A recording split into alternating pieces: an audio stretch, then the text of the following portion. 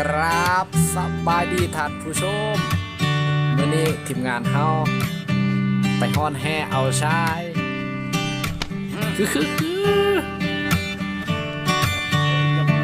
แทก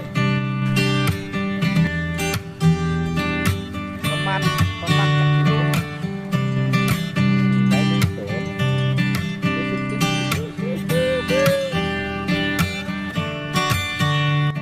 ทำอะไรก็มีงานตั้งใจทำมันด้วยตัวเองก็ทำให้แม่ภูมิใจเป็นลมเฟ้ยตุ้งตีแล้วให้มันเตรียมมือไว้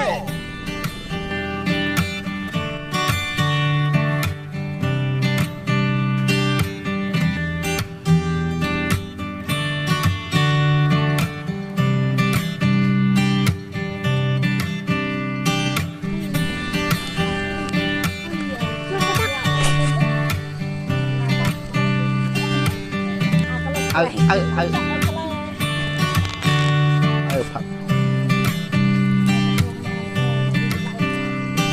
ดูเบกระดาษซากเลย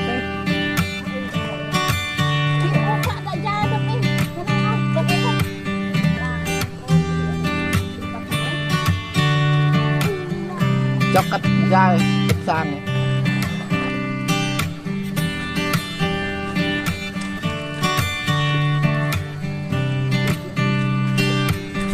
โอ้ยเยี่ยมจ้อย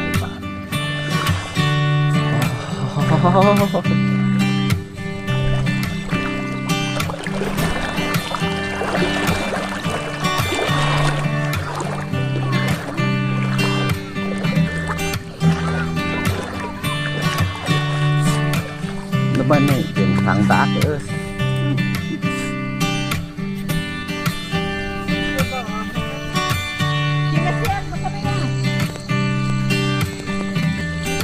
โอ้ขี้ตบตัวนั้นอยู่ได้แกล้ง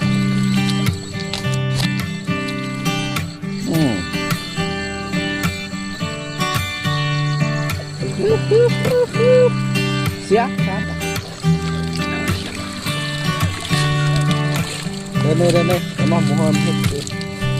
หมกเตา